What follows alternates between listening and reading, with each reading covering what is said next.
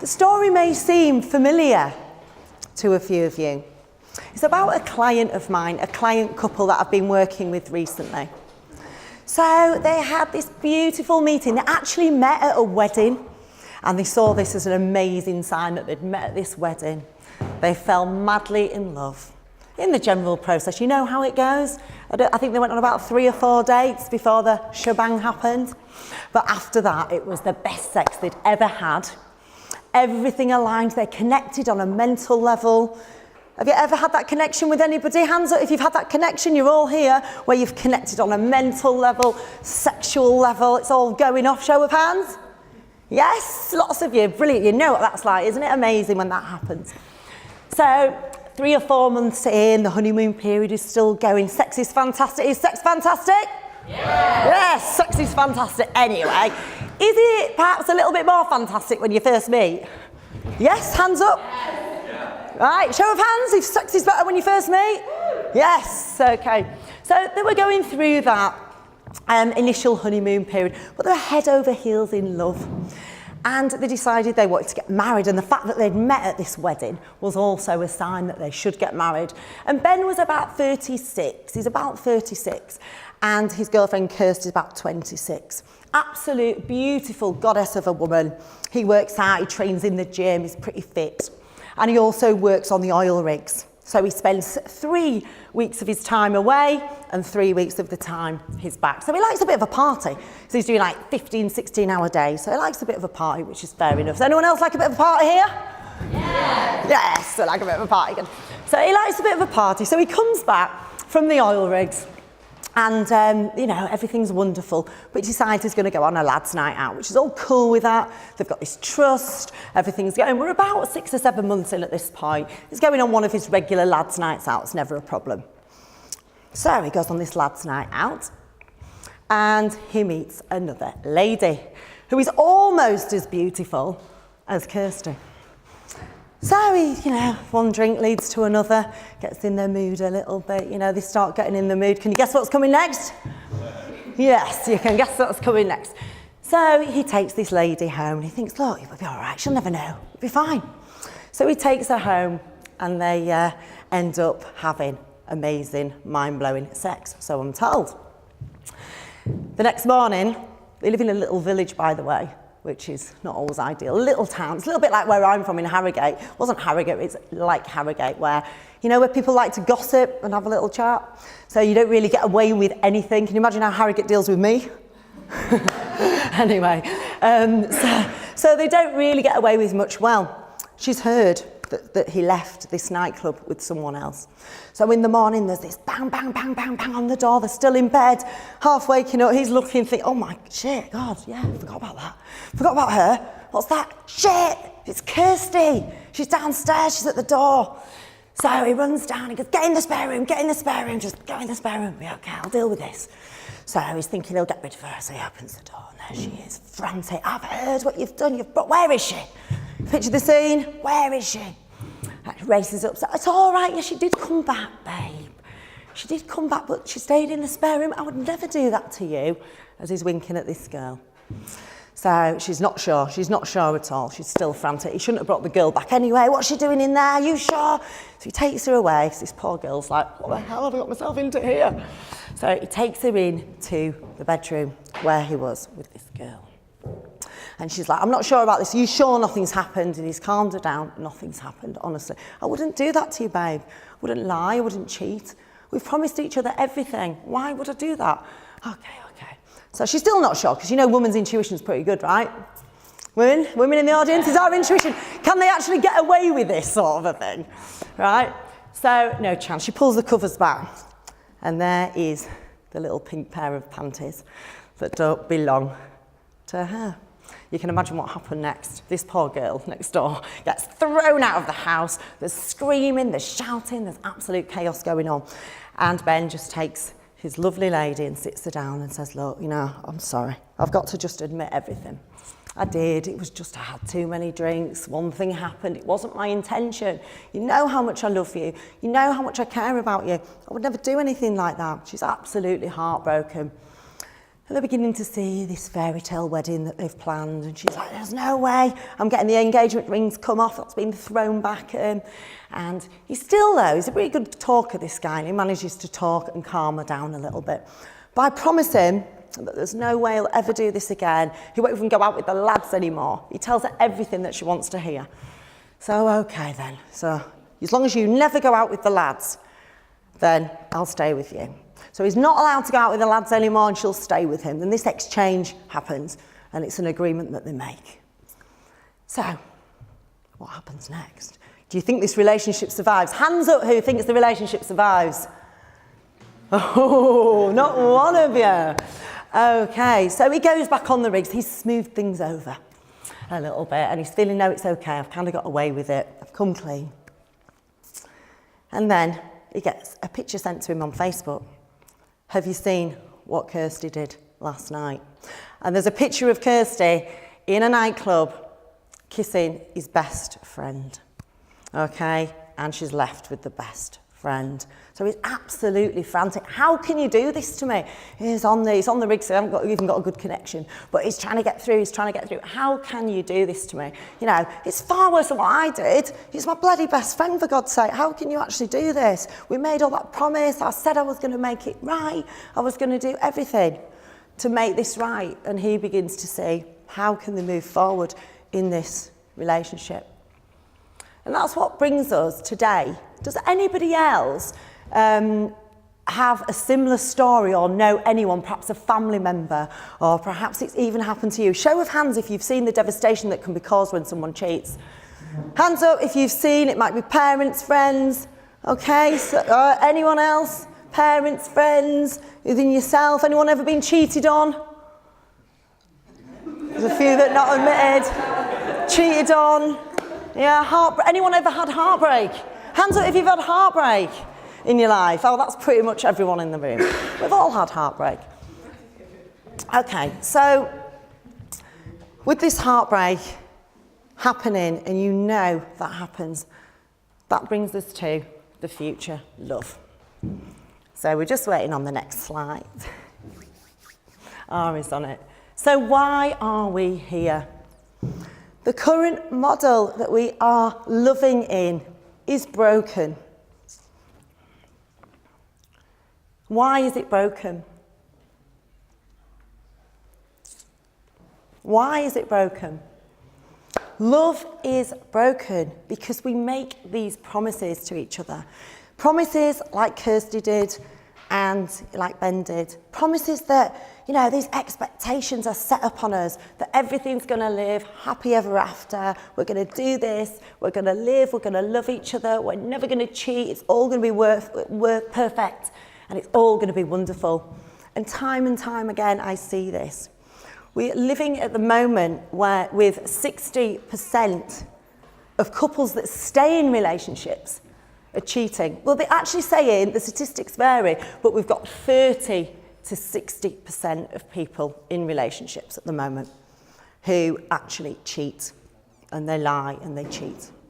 Okay, so for that reason, the model is broken. And we want to lift ourselves to a place of unconditional love. Next slide, please. Ari, thank you. Love is broken. So, let's moving on. Love is broken. Anybody agree with that? Okay, so with the 50% of marriages ending in divorce, we have a crisis here. 30 to 60% of people are cheating. Why do you think we've got that? It's quite a broad range, that, isn't it? 30% to 60. Do you know why? Because they don't admit it, so we don't quite know. So the numbers could be higher than that too. So that's a bit of an estimate. 70% say you should be honest about infidelity. 70% believe that you should be honest about infidelity. And when Ben and Kirsty discussed what had happened to them, it was their lying. It wasn't actually the act that either of them had gone out and had sex. It was the trying to cover it up, and this is what Kirsty was saying to Ben. But you didn't tell me, you hid her in the next room, I had to find out. All the trust was broken at that point. All the trust was broken. And for that reason, it's not actually the physical act itself that destroys relationships. It's the lying. And why are we lying? Why would we tell lies? We're all good people. Why would we want to tell lies? Okay, why? 30% of those who cheat lie about the affair. Why would you lie to the person that you love the most? Why would that be? Okay, marriage is not love. Marriage does not represent love. It was designed as a business transaction. We're going back thousands of years ago, where somebody decided, the powers that be, and the powers that be were waking up to how controlling they can be. Anybody here agree that the governments are trying to control us? Hands up if you think that we're being controlled and we're being brainwashed generally in society. Yes, indeedy. So they are trying to control us. It wasn't any different thousands of years ago. What they said then was that if you get married, that will be good. We can have your children. It will be perfect for a business transaction. Your children will go on. They'll work in the industry. They'll work on the farm. The bigger the family, remember, the better the business model. So for that reason, we were sold that marriage is the answer, but it was always based on a business transaction. Okay, we have clear bloodlines. You get married, you want to know who the father of the children is. That's helpful. We did not have Joe and Mikhail in those days, did we? To clear it up. So because we didn't have those tests, we had to make sure that that bloodline was clear. Okay, and you know, women were property. How far have us women come? Let's just look at the last 30 years. Yeah, do you think we've come a long way? Show of hands if you think women have come a long way in the last 30 years. Yeah, we've stepped more in our power. Women don't know anymore necessarily what their role is. It used to be when I was little that my mum was in the kitchen and that was what it was. She cooked and she looked after the family, and my dad went out, played around, had some fun, did whatever he wanted to do, came back, paid the bills, and again, this exchange was happening. They settled for that because they didn't know any better. So now, arranged marriages, until only 150 years ago, it wasn't about love. We still have arranged marriages in some of our communities, and probably parents were better at choosing your partner for you in some instances before all the emotion came into it. But then love did get added to it. Okay, so it was like we had this model that was designed for business. It was a business transaction to make sure that we were controlled. And then romantic love gets plonked on top of it. So we've got this model, and people decided they want to make their own choice. Actually, I'm going to marry someone who I feel that connection with, who I connect to on every level. Like we said, you've all had that feeling. So love gets added to this model. Women's rights, we've agreed that women have come a lot further. And marriage has remained the same throughout all that time. The wedding vows haven't even been changed. Wedding vows, you know when the father gives away the bride? That dates back to when there was money exchanged. You know, women were literally property. So that's what happened. They were bought. In effect, there was like a dowry, which obviously some cultures still have today. So we were literally bought and sold this lie. So, moving on, Ari, thank you. There is a better way. Would you think there's a better way? Show of hands of anyone who thinks there might be a better way. You wouldn't be here, would you, if you didn't think there was a better way? There's a better way, and the better way is unconditional love. What does that mean? You've heard the word. Show of hands who knows what unconditional love means. Yes, a few of you know what it means. Is it hard to practice? It's not hard to practice. Got some people nodding head. Some people here already have unconditional love. Show of hands if you already have unconditional love in your relationship. Wow, that's nice. Hey, it's progress. So we're progressing so much. So we already know that from them thousands of years ago, even from 30 years ago, you know, we are progressing because unconditional love was probably never spoken about. It's quite a new buzzword, isn't it? So, unconditional love, but what does it actually mean? Okay, well, we've got different levels of love. Okay, so if we look at it in 3 levels, we've got level 1, which is selfish love. In other words, that means I want something from you, I give you something, Sorry, I want something from you. Do we give? Do we take? It's an exchange, isn't it? So what does selfish love mean? It means basically I'm getting what I want from you. Okay, I'm getting what I want from you and I'm not giving anything back. There may be a point in our life where we've all done that. Yeah, you might have gone out and thought, right, I'm going on a night, I'm just going to get what I want. You know, is that going to lead to a fulfilling, lasting relationship? Yes or no? No. Okay, so that's not going to lead to lasting love, is it? So there's another level. It works a lot better, and it's where most of us are operating. Conditional love. It's an exchange. It's that exchange. You don't go out with the lads, and, you know, I'll stay with you. That was that one. You know, other conditions. You know, I'll take you on 5 holidays a year, but you stay at home and you cook my dinners. You know, I'll buy you some new shoes, but I want to have sex 4 times a day. Is that a lot? Does that sound right? Something like that? Is that right, Thea? Something like that. And all these conditions, and there's exchanges, we don't even know we're doing it. But, you know, it's been an age-old thing that the biggest trade-off is financial, and it has been like that over the years, financial and sex. Women offer the sex, the men are happy with that, so they're happy to pay anything for it, right? Happy to pay anything for sex, show of hands. So unconditional love. Now this is what we're talking about. This is when I get excited. Right, so rather than me stand here and tell you about unconditional love and how the freedom that can bring, being able to honour your partner, allow them to be free and respect them, respect their choices. Imagine if, you know, when we put conditions on somebody and say, right, you don't go out with your mates, or you're not doing this, don't even look at that, don't like them pretty women on Facebook, whatever it is, whatever conditions I see are being put on relationships, when you're actually robbing your partner of their free will.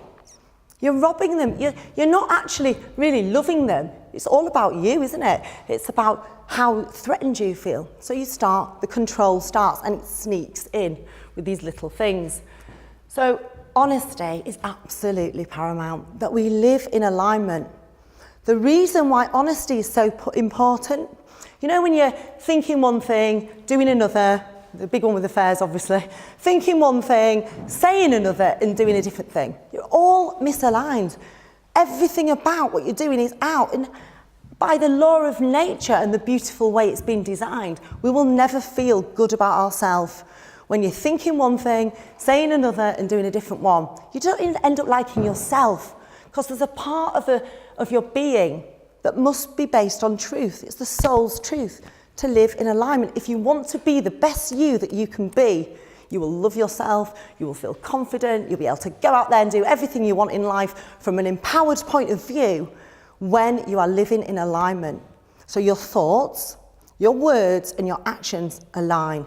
When I see people with low self-esteem and low confidence and I help them, that's one of the biggest things. Well, you're saying one thing, you're doing a different. How the heck is anyone... People pick up on this anyway. They know. Who here knows when someone's saying something that's not true? You just know, don't you? Exactly.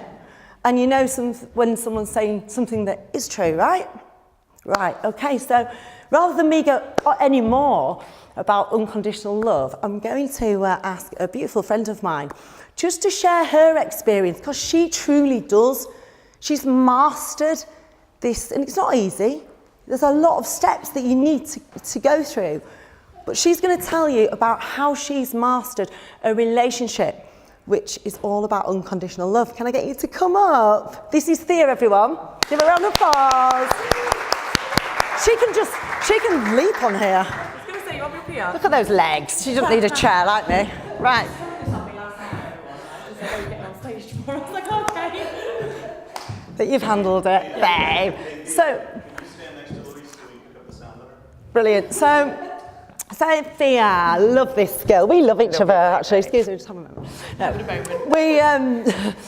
Right, so just explain the reality of living unconditional love for you. You have an unconditional relationship. How is it for you? How do I explain this? Well, basically, I feel as though myself and my partner, we walk our truth. Our truth is our truth, and we walk our own paths and our own journeys side by side. And our goals are very different. but it doesn't change anything. Like, for example, he would never put any conditions or any rules or obligations or anything on me, and I would never do the same for him. We don't have to give that. We don't have to do that with each other, because it just, as soon as you start putting these conditions and things like that on it, then it starts. So you don't even put the condition on not being able to, do you have sex with other people? There's no condition. No, we're free to have sex with other people if we want to. But the strange thing is the more that you allow someone to do it, the less they want to do it. Because you want to do what you're not allowed to do, really, let's be right. Agree with that? You want to do what you're not allowed to do, right? Bang on. So, okay, so you have sex with other people. Sometimes you ever get scenarios where you might be able to. I'm digging here, and I did spring it on last night because I didn't want her to know really what I was going to ask her. You ready for this? Do you have express your fantasies? Do you do that with? We do. Sometimes. Yeah, we do actually. I'm not going to dig too deep here, right? We're so open with our fantasies that obviously we fulfill fantasies with each other, and then we would actually have dinner and talk about it and get off talking about it. The next day? The next day at dinner. That's Should we ask what the fantasies are? No, let's not ask what the fantasies are. I'm allowed. I'm down to know. In fact, I might already know. He's going to see it on camera and he's going to be like, babe. Just tell me about, so just tell me about Peter and about you, you know, just generally how your life is. Well, our life is, my partner is an entrepreneur. He teaches business, same kind of industry as Louise, but in a business mindset. And myself, I same kind of thing actually, but with another niche. She empowers women. That's what Thea does, which is an amazing niche, job. Actually, yeah, it's like dancers actually. Yeah. Put down the niche. She does. And I don't know, our life's amazing. It's crazy. There's drama all the time. It's constantly like one challenge after another, but we overcome it together. We're such Not challenges about the relationship, or challenges from the outside world? Outside life, but it's just like every time you overcome a challenge, it just makes you stronger. And we're just a team. I guess classed as a team. And do you feel like having this fun and excitement that you have in your life helps you deal with any of the other challenges that come up in the relationship? Does it make you stronger? Yeah, it does. I won't start going into detail, but yeah, it does. It makes us completely stronger, and I never thought it was going to do that, and that kind of was something that I was quite shocked about myself. But the more open we got and the more we explored different things, the stronger we was as a unit. And the less fear you had. Less fear I had. That's it, because you don't come from fear, you come from love. Who's next who'd like to come and tell us all about the fantasies? No, give her a round of applause. Thank you, Thea. You manage. Bless. So really, and you can see when someone's in alignment and they're speaking the truth, okay? So why are you afraid of real love? Why do the fears come in about real love? Fear of judgment. Nothing that you've got fear, thanks for that. No fear of judgment. It is what it is. Okay, you are going to be judged anyway. No matter what you do in your life, you're going to be judged for it, right? Is that right or wrong? Show of hands if that's right. Exactly. So you are going to be judged no matter what you do in life, especially in these small little towns and, oh, look what he's done, look what she's, it's all that small-minded mentality. I have a friend, does anyone here know Alex Reid? Hands up if you know Alex Reid. Alex Reid went out with Jordan, was married to Jordan, he's a cage fighter. You know him, bit of a crazy guy, bit crazy. But he's had all his judgments, hasn't he? He's been in the paper, he's been called this, he's been called... I've had a few myself, actually. Can you imagine? I've had a few judgments myself, but am I bothered? No, I'm not. Why am I not bothered? Why isn't Alex bothered? Because he's gone out there. He's just lived his truth. He's gone out there, okay, so we did some crazy stuff. But, people will judge you no matter what you do. He feels totally congruent with where he's at. He's actually now evolved into a beautiful relationship. I mean, hardly, sort of going out with Jordan. Can you imagine you going out with this, big celebrity? I think she's a bit of a hard woman as well. I couldn't imagine living with her. So I do feel a bit sorry for Alex. Bless him. And then, when it all breaks down, when we have this old model of relationship and he didn't do what he was meant to do. Because this is the thing, when we talked about the exchange that happens, when you're on that level 2, which most people are, that exchange works for a while, doesn't it? It works for a while because your needs are being met, okay? So while your needs are being met, and you're like, yeah, okay, well, you take me out for those dinners and I want those new shoes. What happens when the lady steps into her power and can buy her own shoes? Okay, let's say the shoes was related to the sex and she says, hang on a minute, I can get my own shoes and everything now. I've got this new great job. So what happens? She stops giving out the sex, right? The needs change. How amazing do you think that relationship will be after that? Show of hands if you think that relationship will last. No one in the room thinks that a relationship like that will last. And you're quite right, it won't last a long time. And even if it does last, it's not going to be lasting on any level of truth. Okay, so fear of judgment. Fear of loss. Fear of losing your partner. Okay, so fear of, hang on a minute, if I give them all this freedom and I let them be with who they want, or even if we share our deepest fantasies together, what if they run off with the other person? Well, do you know what? You've all had, show of hands if you all just had other relationships other than the person you're sitting with now. Show of hands, yes? You've been in other relationships. How many people? Ever? Every single body's been in another relationship. Do you regret now losing that relationship? No, you don't, because you've found somebody that you love, that you're ready to evolve with now.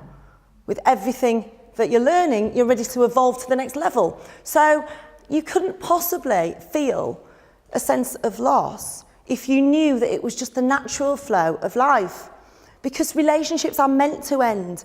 They're meant to end at the perfect time. It's going back to that old model that's told us that boy meets girl and you stay together forever, no matter what. That's not the natural flow of things. If it was the natural flow of things, it would work. We wouldn't have these frightening statistics. We wouldn't have so many divorces. We wouldn't have so many relationships breaking down.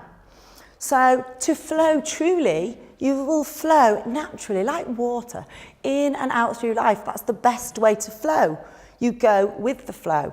You don't get stagnant. Look what happens to water if it's not flowing. So fear of loss, there is no real fear of loss because it would be the natural flow. If they're going to leave anyway. If that relationship is meant to end, it will end anyway. So what's the fear? Most of the things we fear about, they don't happen anyway. So, and the next. Fear of self-worth. Well, low self-esteem. Well, Fear had that relationship for 6 years. You've been in that relationship now, haven't you? 6 years she was in that relationship for. And it's the last 4, is it, that you had unconditional love? It was 4, yeah. The last 4. So for the 2 years, it wasn't always like that, was it? No. And I know a little bit about this and how it wasn't really like that, because I was slightly involved in the situation myself. So when Thea met Peter, I was also seeing him at the same time.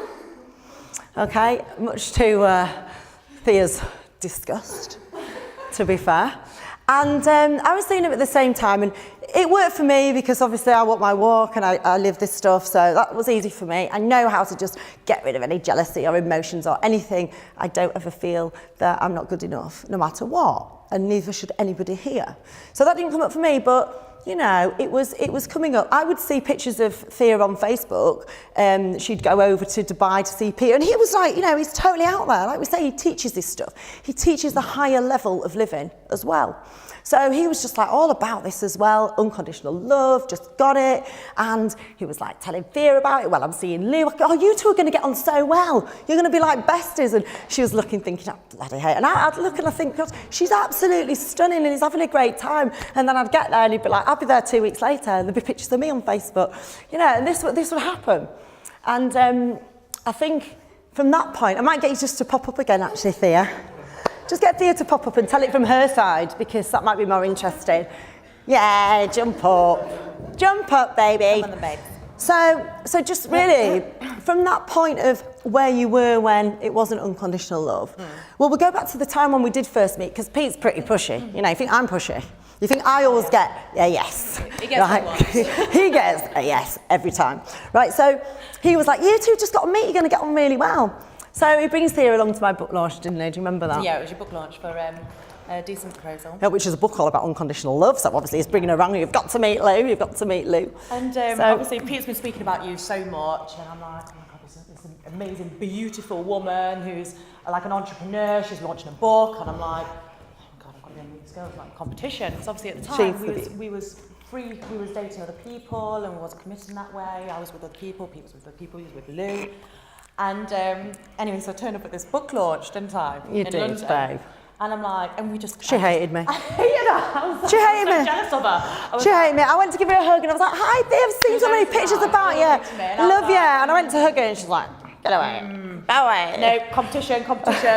And She wouldn't that's speak what to it me. was. And we're like, we'll deal with this. We'll deal with this. And it took a while, didn't it? It took a little while. I rang her about 2 weeks later because we were invited to an opening party and we're going to be both on this owner's table in Ibiza. I was like, yeah, this is going to be awkward. This needs clearing out and sorting. Yeah. This could get awkward. Can you imagine? Right, so this could get awkward. So we need to sort it. So I rang her and I said, listen, I'd like to have a meeting with you before this and have a little chat, just me and you know. And I began to share with her some of the lessons about unconditional love and understanding what was blocking her, which was the feeling, which is as ridiculous as this seems to say to this beautiful goddess of a woman. She was feeling that she wasn't enough, wasn't good enough, that she didn't have enough self-worth, because it was never really about me, and it was never really about Pete. It was about her own limiting beliefs and negative emotions about yourself, wasn't it? Yeah, I hadn't found my power. Yeah, And she wasn't in her therefore, power. I wasn't in my power at that point, and that's what you helped me achieve. And we saw it, and it was completely different. It was honestly, I can't even explain it in a way that would obviously be able to allow you to experience what happened. Well, we went back and we cleared some negative emotions, going back to when they first started, and cleared some limiting beliefs that, hang on a minute, this is the way love's meant to be, you know, that stuff we've all been programmed with that's not working. Yeah. And Thea's, you know, intelligent and wise enough, as are all of you here, to know that this isn't going to work. And she didn't want to lose Pete as well. No. She didn't want to lose him, and I was like, yeah, he's never going anywhere, you know. It's never going to be, you're never going to be losing him no matter what he does. In fact, the opposite's the truth. And obviously, because he had this mindset of obviously this open, this beautiful, unconditional love relationship, and at the start, I'm thinking, you're fucking kidding me. What, you want your cake and you want to eat it too?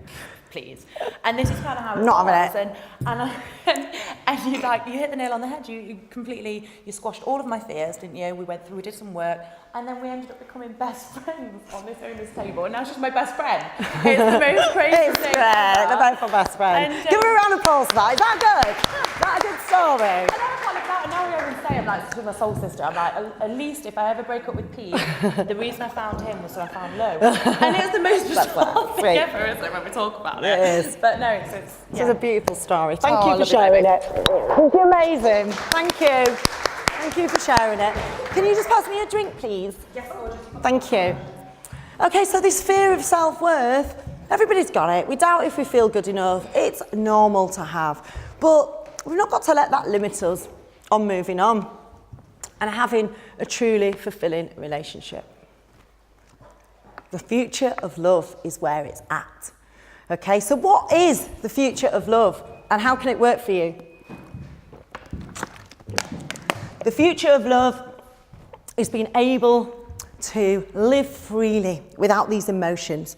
Okay, when we get into relationships and we had that time like with Ben and with Kirsty, you know, what they went through, of that whole thing of, they've now got to a situation where he left her after that. After she cheated, actually, he went to talk to her and told her how bad it was. 2 black eyes later, they were his, by the way, which I don't know how that works, because she was the one that cheated. They were his. He actually, you know, bless him, had 2, but he said, I just can't do this. This just isn't going to work. And he walked away from her. I walked away because the emotions were just too much to deal with. So he left, but the emotions were there. He was like missing her. They were missing that divine connection. They were missing everything that they'd shared. So they wanted to find a way forward and how they could move forward and get rid of all this fear, this jealousy, all this crap that had happened. You can actually go in, you know, and remove situations, events that have been painful in your life.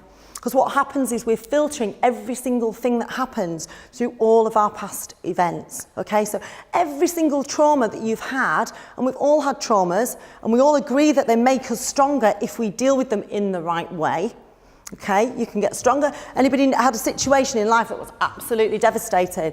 You know, some of you know my story. I lost my husband, and you know, it was pretty devastating when you got 2 small children. But going on through that, you know, does that make you stronger? Does that make you more empowered if you know how to deal with it? Show of hands if you've had a situation in life that was really hard, but you came out more empowered once you faced that fear and did it anyway. Yes, nearly all of you. So clearing those emotions is absolutely necessary, okay? We do that by going over all of the events in the past, everything that's hurt you, everything that's challenged you, every single thing that's caused you pain. So what happens is today's situation gets filtered unconsciously through all those chain of events, and out comes your reaction. So like what we did with Thea, we needed to go back. When did she have the first feeling of fear, of loss? It wasn't actually anything to do with Pete, it was way back when she was little. Okay, so it was way back then when we weeded it out and took it out there, it just stopped showing up in her life. So absolutely conquering your greatest fears is imperative for moving on with this. Okay, and beliefs. So we've already established and agreed on how many beliefs we've had put on us. These beliefs that we're still going with now, that the knight in shining armour is going to come along.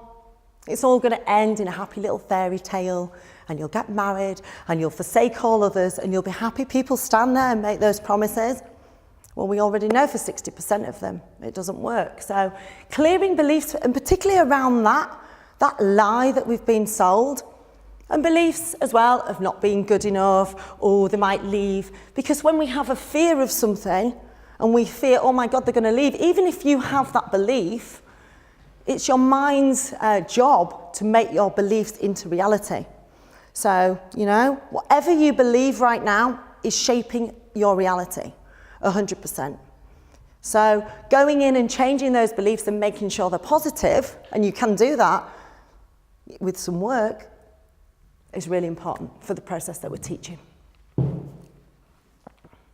Understanding roles. So, you know, we've got to a situation, and we spoke a little bit about this, where men are not usually in their power fully, okay? And especially they're becoming a little bit feminized, a bit feminine in their ways, okay? Because men are meant to be the rock, they're meant to be strong, and for a relationship to truly work, the man needs to be the man, okay? If the man is being put down all the time and the woman's stronger and stronger and she's taking his energy, then the respect goes, the love goes.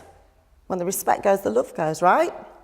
Have you had a situation like that? Show of hands if you've ever experienced it, where, you know, the love begins to go because you're not understanding your roles. We are women for a reason. We're not meant to be men. If we're meant to be men, then we'd have something else here. And we haven't. Well, have we? Only on special occasions, at special parties. No. Right, did I really say that? Sorry. Understanding roles. So that's really important, that you're fully in your masculine power. Men need to be strong and women need to be flowing. We're at our most creative. We're at our most goddess state when we're actually being women. So we don't need to be men. So I teach that as well. It's really important that I teach that to people. And there's other roles that come in as well, because you wouldn't actually want to, you know, if you've got children and you're a mum, you wouldn't want to actually take mummy role. And this is what happens a lot in relationship when the sex gets boring. It's that you're not having your goddess, beautiful, sexy head on, playing that role. You're taking the mum with the 2 kids into bed, probably knackered after a long day at work, or after, you know, even if you've not got children, life's stressful, life's tiring. So you're taking that energy with you, okay, into the bedroom. That mum zone, that I'm too tired, you know. So I help people also to step into their sexy roles as well. That involves a little bit of role play. It involves really just embracing that sexual part of yourself, because we've suppressed it a lot. And we've suppressed it because of the old beliefs where we've been told sex is wrong, sex is dirty, sex is bad. We've got all this stuff being put on us. I mean, when you're little, you're told, you know, you play with your doodahs, and you're told, don't touch that, don't touch that. So we're being programmed, oh, don't touch that. Those beliefs Stay with us, right or wrong. Show of hands if you've had a guilt trip on having a play. Exactly, right? We're being programmed with this stuff. It's natural to get comfortable with your body and express yourself. And certain religions, you'd be, hung, drawn and quartered for that. So it's really, really important that we get comfortable with our body and then we step into our sexual roles. So we teach that as well. And deepening connection. So this is a little bit also where we think, oh, hang on a minute. If we're living this lifestyle that Thea believes in, and that I absolutely 100% know is the only way to make lasting love work. If we are thinking about that, immediately these thoughts begin to come in of, oh, our connection won't be as strong. We won't be able to, there'll be someone else or other people. And you set your own rules. No one's telling you what to do. You might want to have a fantasy and play with another girl or another guy, whatever that is. Or you may agree that, future love is about being able to go and see other people, like we spoke about with Thea. But then there's the fear creeps in of, if I do that, will the connection and the depth of the relationship that we have right now be ruined in some way? And that needs addressing. It's a very important point and a valid point. And if it's not done properly, absolutely, your energy will disperse and you won't feel that connection. However, when it's done masterfully, you can have the deepest possible connection. Through energy work, I know some of you probably know, I trained for 4 years with authentic Indians. In fact, the guy that taught me, his father was alongside Gandhi everywhere that he went. And he set off on a mission to teach people about the energy of sex and the energy of freedom. And they started off with 4 of them. They've got 10 million members worldwide now. Okay, so this stuff is getting out there, and that's energy to do with deepening the connection. So when you're with your partner, there's certain exercises that you can do that will make that energetic, because we know we're not just a physical being, right? We've got all this energy, and it'll pull that all in when you know how to do it to make that connection really, really deep. So that's the first little exercise I'd like to show you, actually. So I might get you to stand up. I just want you to have a sense of the depth of connection you already have. And I'm actually going to get you up off your chairs for this. And we're going to do a little bit of movement. So if we could have a little bit of music, guys, please. Come on. We need a little bit of music. Do we have that? It's coming. Right, we start off with just circling our hips for a minute. We're just loosening up. It's all good. We're all friends here, right? In fact, I feel so comfortable, I'm going to just take my shoes off for this. I've just shrunk. Right, yeah, wiggling the hips, sorry, right? Just loosening up. That's it. Brilliant. We turn it up a bit. All right, and the other way.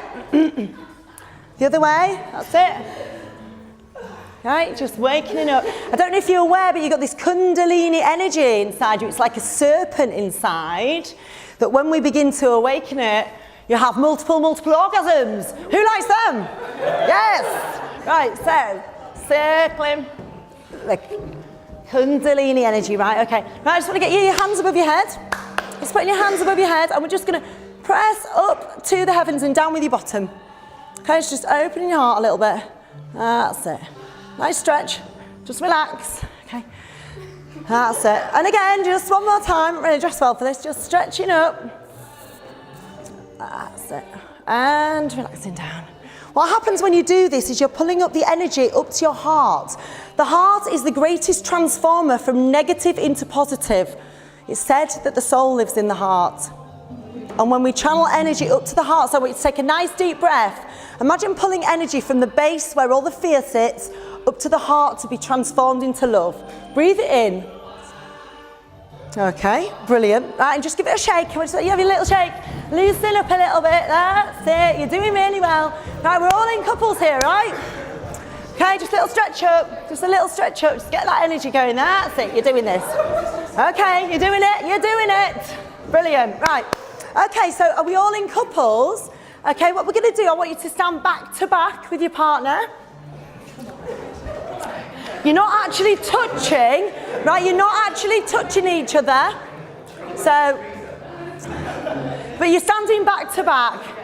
Come on, you can come do it with me. Right, and what are we gonna, have we got a volunteer please for this young man? Come on, Louise, come on. Right, turning you around, right. Okay, so just be aware for a moment. We're not touching each other, just going back to them circles. Just being aware, I want you to take your attention down and imagine you've got this serpent within. Tune into this serpent within that's beginning to uncoil inside of you. I told you the point of this, didn't I? Right, don't worry, we're not going to have multiple orgasms right now. Right, keep circling. Right, and we're going the other way. Really just bring your energy and focus and allow this serpent to begin to uncoil. That's right. Brilliant. And then you become aware of the serpent behind you, hello, that wants to play with you. Okay, so the same movement, but the two serpents are wanting to play together. Okay, so really feel it, you're touching. Come on, don't be shy, guys, don't be shy. How long you been together? Oh, okay.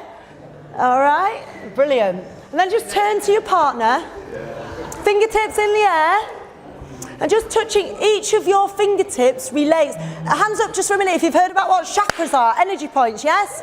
Right, every single energy point in your body is connected to the end of your finger. So, yeah, absolutely. So just touching, I want you to touch fingers solid. Shh, just come down a bit, babe, that's it. Just touching fingers, properly touching. Just keep it touching properly. And then just begin to swish about a bit. And begin to send to your partner through the end of your fingertips, through the end of your fingertips, pure unconditional love. Pure unconditional love. You like that? Yeah, it's brilliant. Pure, just keep them fingertips still. Keep your fingertips still, we're not speaking. We're just sending pure unconditional love. Feeling it rising, feeling it coming from your heart, from your sexual organs, from every single part of you, through those fingertips. That's it. Stay with it, feel the love. And then I'm going to ask you just to hug your partner. And I want you to really melt into them. Melt into them as if you are one. Really close, stranger. Really close, and feel the love. Keep doing that. Bless you, you can sit down. Keep doing that, thank you. Right, keep doing that, keep doing that. If you haven't got a partner, find one. That's what it's all about. We're finding partners to share unconditional love with. Really feeling it. How does that feel? How does that feel? Feel the love. Allow yourself for a moment to just feel. Allow yourself for a moment to just feel grateful for having that person in your life. All those happy memories that they've brought to you. Feel them and hug them and feel thankful. You can do it with strangers. It's okay, I showed you. Just do it, it's okay, it's okay. Okay, so feeling that love, feeling grateful, saying thank you to yourself. All those magical moments that you've shared together. I want you to melt into one. Take a big deep breath in unison.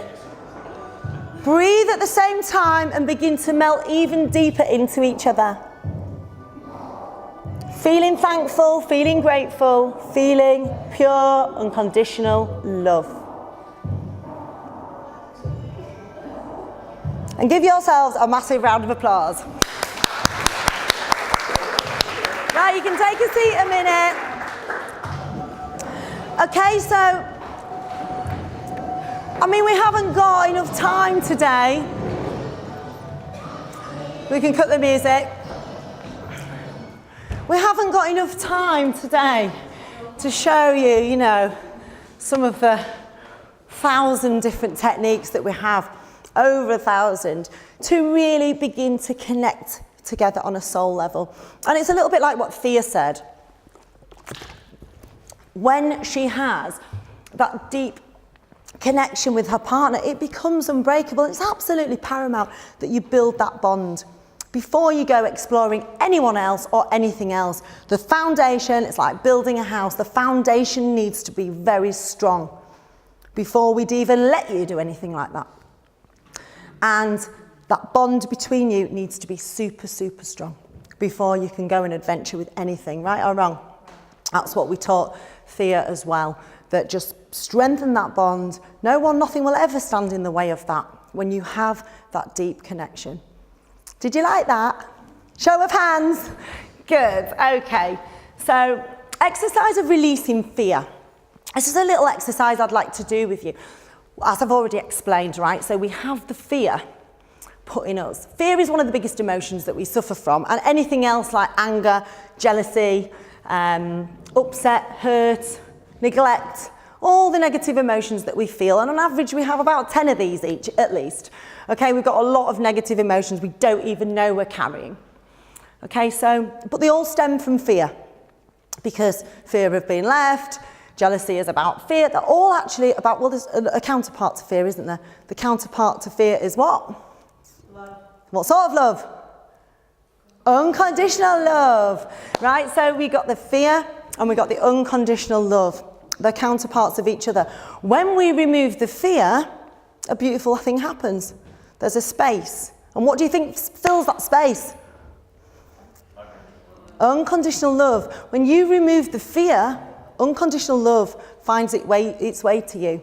It's the way it's been designed to be, because we're meant to love each other. We're meant to have a peaceful, happy, loving world. And people like you attending seminars like this and workshops later are the people that are leading the way. So well done for that. So releasing the fear. I'm going to take you through an exercise where we're actually going to go back and release your biggest fear. Your biggest fear of moving on. When we're talking about all this that I've spoken to you today, there will be fears coming up because there's always some fear to be released. Okay, so when you think about any emotion, anything I've said that's not sitting, you think, God, I'm a bit scared of that though. Right, should we get rid of it? Show of hands if you'd like to get rid of fear out of your life. Anybody not? Put the hand up. Everybody wants to get rid of fear because we know that it was replaced with unconditional love. So onto the exercise, please. Did we put it in? If not, then I'll talk you through it. So what we're going to do is you can close your eyes for this if you want. I'll show you first of all though, okay? So we're going to go back. I want you to think about the very first time that you felt fear in your life. And you don't have to remember it. You may not know it. Have a little think. It's not actually relevant because your unconscious mind already has the answers that you need to do this. Okay? So I'm going to imagine that this is how this works. So you're standing in the now. Okay? So you're standing in the now. The past is behind and the future's in front. Or we could be seeing it in front of us, that there's the now. You can actually have this in any way you like, okay? But the point is you've got the now, you've got the past, and you've got the future. So that's called your timeline. If we didn't have some sort of arrangement for time in our mind, we wouldn't know what the heck was happening when. But if I asked you a question, how long ago was that? You'd say, yeah, that was 5 years ago. I spoke to Thea, yeah, it was 6 years ago. And then what happened that was amazing for her was 4 years ago. So when that happens, we know. So we have some sort of arrangement for time. So for the sake of this exercise, this is our linear arrangement for time called the timeline. So when you go back, you're going to drift up. You're almost drifting up in the air. Okay, so you're coming above the now. And this takes you to a higher level of consciousness in your mind. Fear does not exist up there. Okay, so we're lifting ourselves up, and you're going to follow this process in a moment. We're lifting ourselves up to the higher level of consciousness where fear doesn't exist, and we're going back. And we're going to go back above that very first fear that you had. Chances are you were 8, you were 10, somewhere, you may have been 12. It's when you were pretty young, probably, that you first felt fear. If you can't remember it, that's absolutely not a problem, because you will go back and you'll be in a place where you just know that fear doesn't exist. Okay, so we're looking at fear, fear of moving forward, fear of doing what's right for you, fear of not being good enough, any of these fears that everybody suffers from and has time to time. We're going to get rid of it today. Who's up for that? Show of hands if you're up for it. Yes, okay. So you're closing your eyes, okay? If you want to close your eyes, it's easier, I think, and just bring up this line. That's all you're bringing up. You've got the now, and you've got the future, and you've got the past. So I'm going to get you to drift up, and you're going back into the past. Way, way back. Way, way back. And you're staying high up above the fear. So you're looking down on that event. I want you to make sure you're really high up from it. And you're just looking down on that situation that happened to you there. And just ask yourself what emotions are present. There may be other emotions present at the time as well. Make sure you stay way high up on this. And this is why when we work on the timeline, it's such a beautiful thing. It's not like standard counselling or everyday counselling where you're going to get more rubbish, okay? You are protected from this position. And no matter what happened, you're above it looking down. If you can still feel fear, go even higher. Go up into the clouds so you're really looking down. It's like a pinprick down there if it needs to be, okay? And I want you to ask yourself, what is the lesson that you need to learn? The learning of which will allow you to let go of that fear once and for always. What is the lesson that you need to learn? That it's going to be okay, that it wasn't really necessary. Any lesson that's a positive lesson that you can learn from what happened to you. Because these experiences, we can take something positive from and we can release the fear. So, okay, so you've got the learning. Everybody's got the learning. It's okay. Just choose love. Just choose love is a great one if you can't find the learning. Okay? And then I want you to go before any of this now. Before any of it even happened. You'll just feel you're in a space before any of that even happened. Okay? You're before any of it even happened. And from before any of it even happened, I want you to imagine a hot air balloon. A basket of a hot air balloon. And you might get a feeling for it. You might actually see it. It doesn't matter which. It doesn't matter if you can't see it. You've got a feeling. You just know it's there. And you're putting into that hot air balloon basket any fear that you have, any other emotions that came up. Pile them into that basket. Allow it to get heavier and heavier and heavier. And then when you're ready, and you know that it's full, we're going to send it up with a big blast of helium up into the sky. And just let it go and let it totally disappear now. Disappear up into the sky. That's it. Until it's totally, totally gone. And the next part of this, when you know it's gone now, is that you're going to come back to now, but not yet. You're going to come back to now only as quickly as you release the fear on all of the events between then and now. Okay, so you're way up above the timeline still, and there'll be major events in your life. Major times when you had fear, suffering, bearing in mind all the negative emotions relate back to fear. So you're coming back along the timeline, and the major events in your life, you're just letting it go from just before it happened, and you're taking the learning, which is there is only love. Or whatever other learning you feel is right for you to take.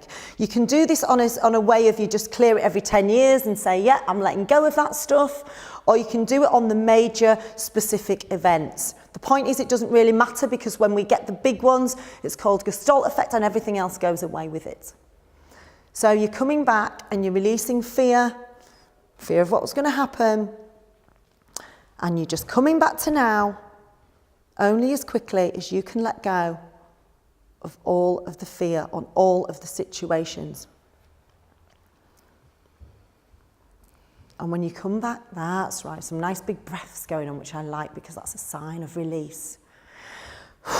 Letting it go. You've been carrying this shit for too long. It's time to let it go. You've been carrying this stuff for too long. And when you're back and you're ready, don't rush with this. Take as long as you need now. to just come back to now being sure that you're releasing any fear that was there on anything about moving forward with unconditional love in your life. Anything that comes up that's fear has gone now. Okay, and you can open your eyes. Did everybody get a sensation of that release? Show of hands if you got a sensation of that release. Brilliant, that is all the room, that's amazing. Okay, so you've released fear. What's going to come in its place? Love. Unconditional love. Well done, okay. So we move on. Okay, so I take people, and I know you're not going to mind me telling you about this because this is so exciting. Okay, I take people through a process. Obviously, we haven't got the time that I would love to spend with you today. You know, as I said, we've got about, more than 10 of these emotions, and there's so much more work to be done. So I don't have the time, but I will tell you about how I help people and how I work with people. So we have a very exciting event that happens in February, and I take them through the process of really getting clear on your relationship, because I'm not here to tell you the relationship you want. You are going to find that for yourself, but you're going to find it from a point of empowerment and making your own choices instead of being told something thousands of years ago that everyone's lived with, that the movies have reiterated, that we've become brainwashed to believe, but it's just not working, right? We know it's not working. So we're going to find something that works for you, your way of moving forward, something that you feel really comfortable with. Get really clear on that, okay? Because if you don't get clear, if you don't know where you're going, you're not going to get there. Okay, so we get clear on what you want. And they just came to release their fear. It's all gone now, so they're going out to have an amazing pie with owls. Okay, thanks for coming, guys. So, releasing those emotional blocks. You've had a little taster of that.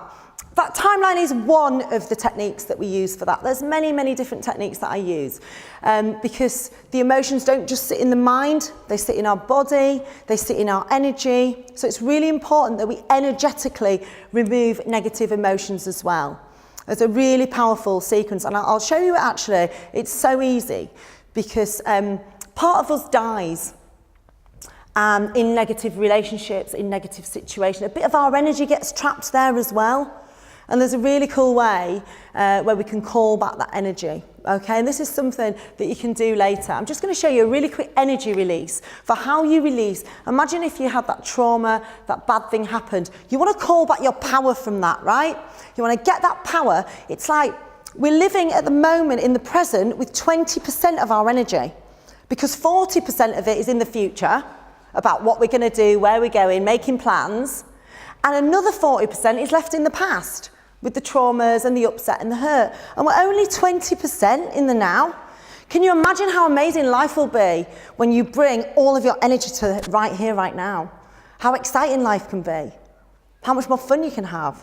How much more of the good things you can do when all your energy's here. So just to deal with how I energetically, one of the ways, pull back energy. I'll show you this quickly and you can do it later.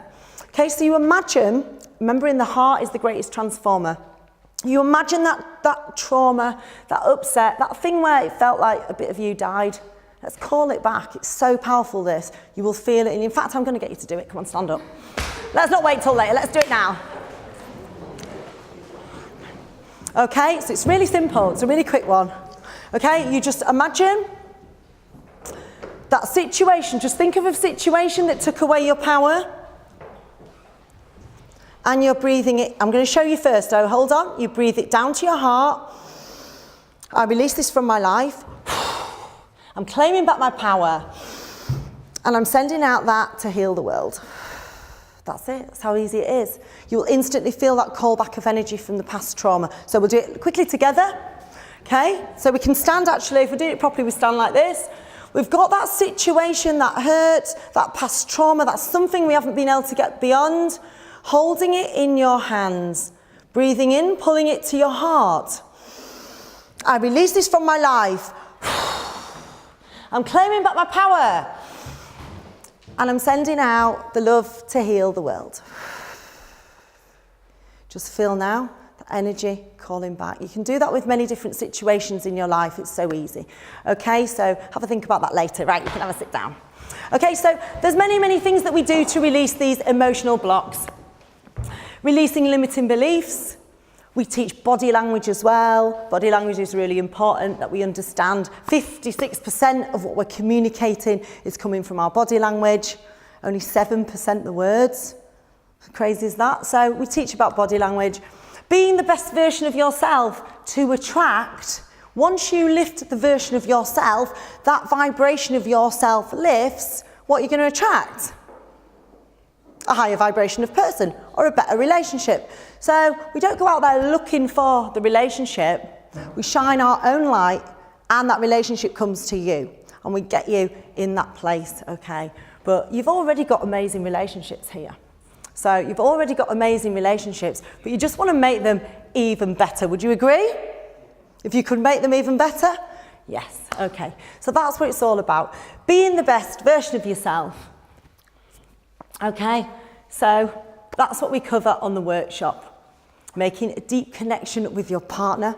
Okay, so we've understood a tiny bit of that, but there's loads more to do. Mastering unconditional love.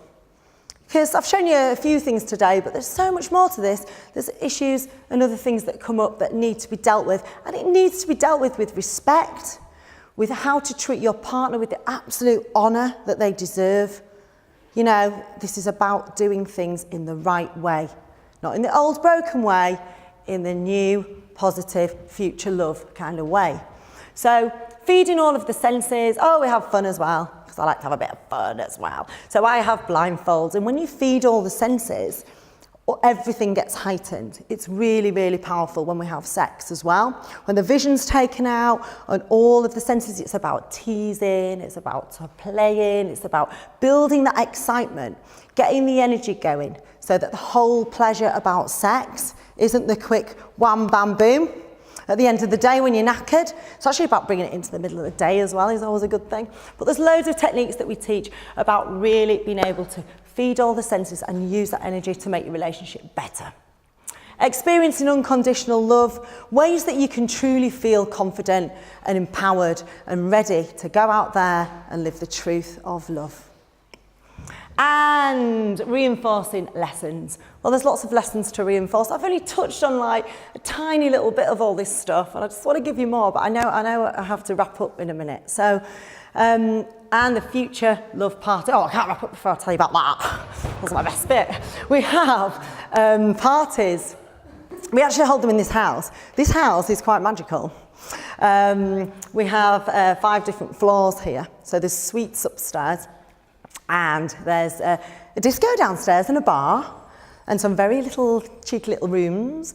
I'll let your imagination run away with you there. We don't let everyone come to our parties, you know, there's a qualifying process, but it's almost like your graduation. You've done this course, you've done these 2 days, you know, you're ready to put it to the test with people who are all operating from unconditional love, all bringing their A game, all empowered, all ready to do it properly, and you can take it on your level, whatever level it is that you both agree, and you can go and explore. What's it like when you explore all your fantasies, Thea?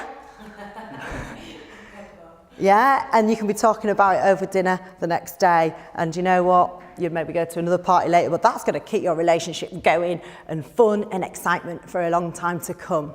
Because it's our soul's truth to live on a vibration of fun and excitement. When you live on a vibration of fun and excitement, you're just on a higher vibe, and everything that's right will come to you in all areas of your life. So if you want to know more about the future of love and the workshops, my team are here. We've got Sam, we've got Ari, they're going to be at the back of the room. Please feel free to ask any information about that. And on that note, I'm just going to send you a massive, great big load of love, and thank you all for coming. I hope you enjoyed it. Thanks. Thank you. Just love each other.